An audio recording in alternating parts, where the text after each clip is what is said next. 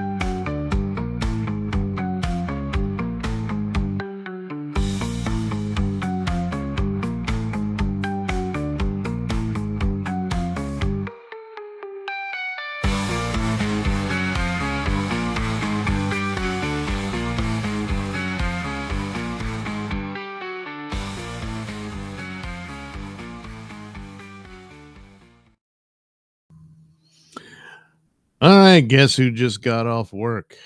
Me, that's who. But it's time to read another comic book for Sunday. Yeah. So I was going through the list of public domain comics here and there and came upon this horror anthology called The Beyond. And right off the bat, they had this werewolf story. Now, there's a new werewolf movie, The Wolfman, that's supposed to be a new take on that from the old Universal movie. And gee, I was hoping it was good, but I'm hearing it's really horrible. So what are you gonna do? Well, we're gonna read this. So this will be the first story of this comic book, and I'll get to the other ones in succession of further Sundays.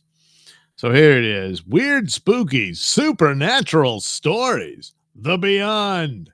Featuring The Werewolf Strikes. I guess that's supposed to be the werewolf. I mean, he does have the severe underbite that Lon Chaney Jr. had for his werewolf. But he's very scaly and green. I don't know about the yellow fingernails, but yeah, that's I don't know. It looks like they might have had some miscommunication on what a werewolf was supposed to look like. But anyway, and so later on next week we'll get to the Phantom Puppet, Master of the Undead, and other strange stories. Oh boy, I know. Can you contain the excitement? Well, you're gonna have to. 'Cause, excuse me, we're only dealing with The Werewolf Strikes. So guess what? It's called The Werewolf Strikes. Here he is holding his victims, I guess. Gee, this guy's so drained of blood that his hand's completely white, And holy crap, her hand's been completely ripped off. I guess it's still there. It's just the ink. It's not very detailed. I guess she's trying to tickle his goatee. I don't know. And I don't know. He looks passed out drunk or whatever. Oh, wait. It looks like his foot's. Oh, there's another guy here. So I guess that's his foot. I don't know. But anyway, there he is with his Elvis hairdo. So the werewolf strikes. Who can say what monstrous forms exist beyond the bright, burning glow of the torches of modern science? Who could believe that a loathsome creature bearing the mark of a beast and called in trembling tones a werewolf could actually enter the peaceful setting of a quiet New England town to wreak bloody murder and vanish into the shadows of the black night? only to reappear and strike again at helpless victims? If you could calm the fearful memories of the townspeople of Fenwick for a while, you might get one of them to tell you this story. Well, there's no need because the comic book's going to tell us anyway.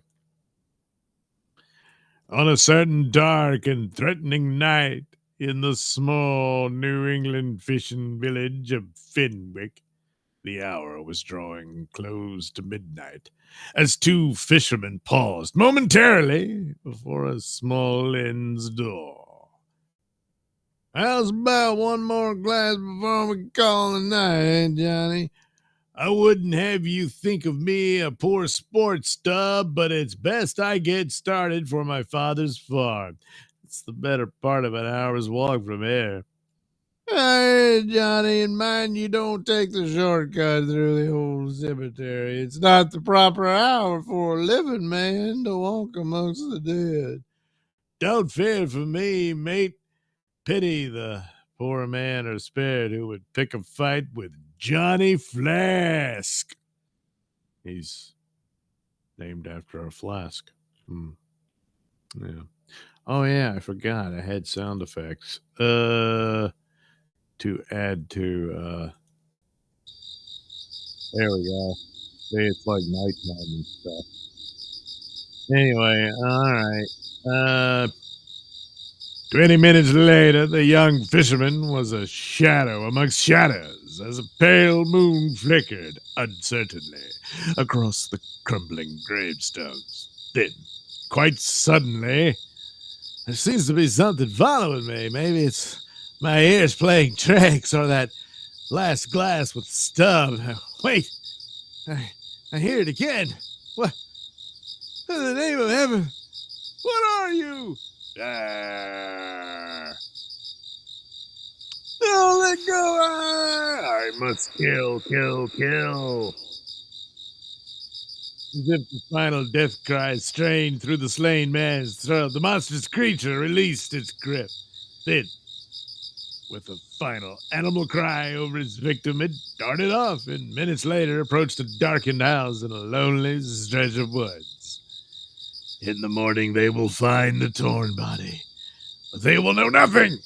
I will be safe from all of them. They would never look for me here. The simple fools dare not think that a creature such as I can really exist, that I have the power to destroy their living flesh with a single blow. But now I must sleep.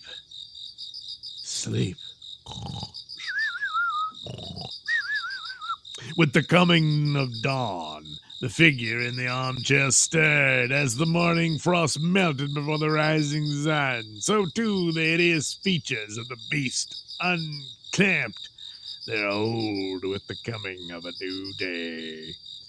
Oh, I guess I ought to stop the crickets then. I've been asleep. Wait! Last night, the graveyard, yes, it's happened again. My cursed affliction has returned once more. The ancient curse of the werewolf still lives within my body. For years, I've developed my skill as a scientist, hoping to discover the serum that would rid my body of this monstrous fiend. But I failed. Perhaps there is still time. If I can only find some young scientist to help me, someone who wouldn't suspect.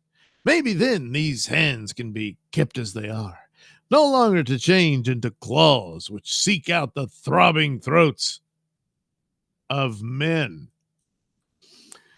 Several days later, a young man and his fiancée stood before the scientist's door, while a mournful wind whispered ominously amongst the naked branches of the surrounding trees. I don't like the looks of it, Joel. Besides, it's so close to the cemetery where that horrible crime took place. You're becoming alarmed over nothing, Gail. You probably picked this lonely spot so you can have privacy. Look, honey, if a famous European scientist like Professor Drago is willing to have me as his assistant, I should be the last one to complain. And what's more, a job means we can be married soon. I guess you're right, Joel. Let's go in. A few moments later, I've selected your letter out of all those I received, Mr. Carlton, because of your background in experimental research. However, until our work is completed, it will be necessary that you stay here in this house. Stay here? I realize how difficult it will be for him to be parted from so charming and beautiful a woman. But then this can be his great chance. He's right, Gail. All right, Joel. You'll come and see me when you can. So oh, that's right. They're not married yet. So, yeah, they can't. Okay. During the days that followed, Joel worked in an adjoining laboratory with the strict order that he wasn't to enter the professor's room unless he was called. One night, just past midnight, these compounds is the strangest noise.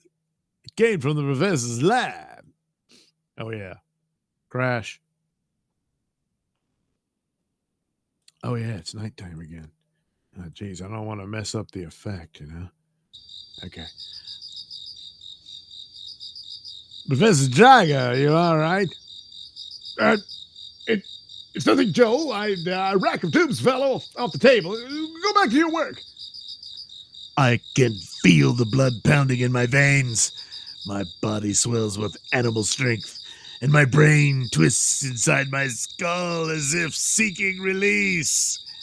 I'm free once more, free to roam the night, to prowl, to destroy, to kill. Just before the dawn, when the night is at its blackest, a lone railroad worker checked a freight car at a separate siding. Then, suddenly, geez, really leaning into it. His cry has attracted the railroad police. I must get away. Arr! How horrible! His throat is red from ear to ear. Bang, bang. I don't know what I'm shooting at, but hopefully it's the killer and not just some bystander. I don't know. Oh, it's daytime again. Okay. Yeah. The dawn had barely arrived when Joel was summoned to the professor's laboratory by an urgent call. Why, Professor Drago, you're on. It's bleeding. Nothing serious, Joel. I cut it on one of those broken tubes. You'll find a first aid kit in the top drawer of my table. Late that same afternoon, as Joel was busily at work on a new batch of compounds, the door of his laboratory was suddenly thrown open. Why, Gail, what brings you here? I had to come, Joel. I'm terribly frightened. There's been another of those awful slayings, and I can't stand your being in such a lonely, deserted spot. The newspapers say that a witness has described the slayer as being some kind of wolf man. It's all too horrible. Newspapers have a way of exaggerating things, honey. I agree with Joel completely. The story is a shameful abuse of scientific fact. There isn't a grain of truth to it. When I left Europe to come to America, one of my main reasons was to escape their ancient superstitions as a man of science. I hoped that here they didn't exist. Come now, you can't really believe the story of a man turning into a wolf. I suppose not really when you say it out loud. No. That's more like it, my dear. Now, it would be best that you went on home. Joel has some important work. But it will be getting dark soon. I'm afraid. In that case, I will walk with you as far as the park at the edge of the town. You will be perfectly safe, I assure you. Yeah, do that, Gal. I promise I'll be over to see you tonight. Wink, wink, nice, nice. As soon as I finish refining this last batch of liquids. All right, Joel, I'll go. An hour later, Joel's work was interrupted once more by an incessant pounding at the front door. Impatiently, he flung open the door and, I'm Inspector Corby. I'd like to see Professor Drago. Professor Drago is out at the moment. I'm his assistant, Joel Cotton. Perhaps I can help you. In the dry manner of fact tones of a police officer, Inspector Corby stated his business as well as his suspicions. I don't go much for these werewolf stories, but a railroad policeman wounded the attacker last night. We used dogs, Mr. Carlton, wolfhounds. They trailed the blood spoor to this house. You say he was wounded, and last night in his lab I dressed a bad cut on Professor Drago's arm, but it can't be. Come on, man. That's all I wanted to hear. That's probable cause. We're taking a look in that lab.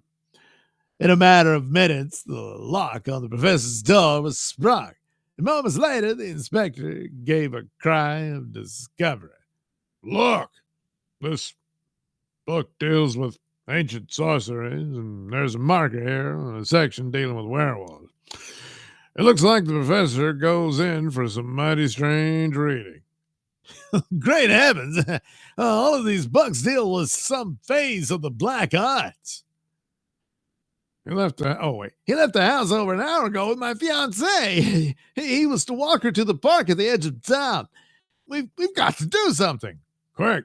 My car's outside. We'll be there in a few minutes.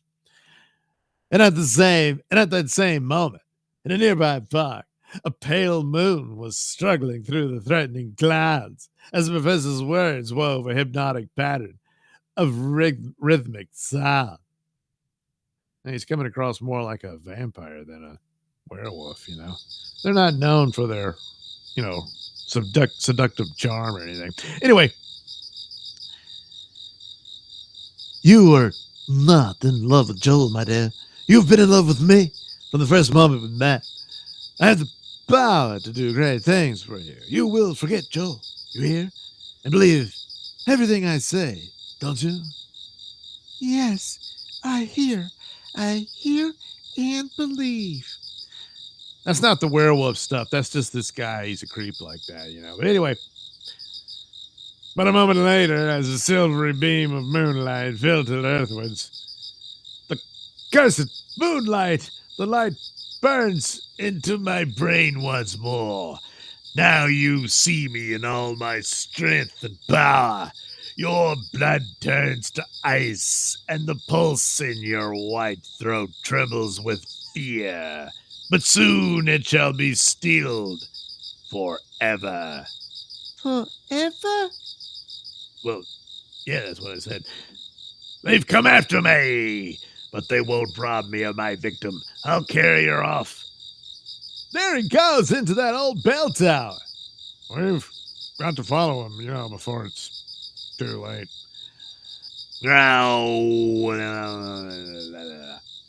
He's put her down. I don't care what happens to me, but I've got to save Gail. For several moments, Joel put up a desperate but losing fight. Slowly, the monster's claws tightened about its victim's throat when suddenly, bang!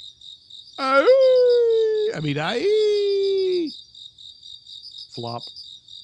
As Joel and Gail descended to the floor below, an unbelievable and staggering sight met their eyes. It's utterly fantastic, but now I can understand his secrecy. Those strange compounds I worked with. He was probably seeking a means to rid himself of his affliction. And now he's found release at last. In death. Yep. Yeah, I guess. I don't know. The end. Well, the werewolf struck, but it didn't work out. So all of a sudden he was interested in Gail, Seems like he could have said, oh, you can stay here too, but it would have thought he was, swinging for the other team and was going after him. Well, whatever. There you go. But he is more vampire story than werewolf. But I guess he was just a ladies' man werewolf, you know. Oh, you horn dog. You ain't nothing but a horn dog. Seducing all night. So I guess this is like a short thing. Number 3, if you say so. I think this is the first issue of the thing. Anyway, True Tales of the Supernatural. In 1873, there occurred a strange incident in Ireland, which may still be found described in the court records of Belfast. An innkeeper named Liam Reardon had a strange dream one night. Die, you weak little fool, your gold will carry me to America and on the next boat from Belfast. Ha ha, the deed is done, and his gold is mine, mine! Reardon awakened the next morning, the vision of the horrifying dream still in his mind. Late that same afternoon, a traveler entered his inn. Good heavens, that man, the same one I saw murdered. Wait, I saw murdered? You mean murdered you? In my dream last night. Was it a prophecy then? After taking refreshment, the traveler continued on his journey. Take warning, traveler. Do not join anyone on the highway. Wait, I thought it was him that was. Okay. My mistake. Yeah, he is a little fatter than that. Yeah, quite fat. Okay, never mind. Take warning, traveler. Do not join anyone on the highway. There are cutthroats between here and Belfast. Nonsense, innkeeper. Why would anyone want from a poor man like myself? An hour later, the fearful innkeeper urged the local constable to climb the nearby hillside with him. Sure enough, they found the corpse of the little man. You're right, innkeeper. Now give me a description of the killer in your dream. I'll send out along. No doubt he'll be found in Belfast, waiting for the next boat to America. He has flaming red hair and... With the innkeeper's accurate description, the murderer was picked up easily on the Belfast docks. Confronted with the evidence against him, he broke down and confessed. Little did he know it was all based on some old fart's dream, but, well, he fell for it. He's the man in my dream, all right. And he had the victim's purse of gold on him, eh? Strangled the poor man, didn't he? I did it. But I never thought anyone would know. Never thought I'd get caught. I didn't count on anyone, dreaming about it. And so the killer died on the gallows. But who can explain the strange power of second sight granted to that humble innkeeper in a dream to serve the calls of justice and send a murderer to the gallows? Just another unexplained mystery in the annals of the supernatural. The end. Oh, well. Sucks to be you, murderer. We never did get his name, All right, next week, The Reluctant Ghost. He just wants to be left alone. But look at that. They're holding the say-outs and won't leave him alone. Well, they're going to be taught a lesson, huh? Well, we'll see how that goes next week on Mr. Nailsin's, what do I call this? Oh, yes, Sunday Comics, because, well, it's Sunday, Oh, geez, these crickets never shut up. It looks like they're not gonna either. Oh, well, that's my fault. Okay, no comments. Well, all right then. Those of you watching, thanks for stopping by. Of course, this will be up and put in the playlist on YouTube. And thanks, crickets. Thanks. Although that's kind of the only reaction.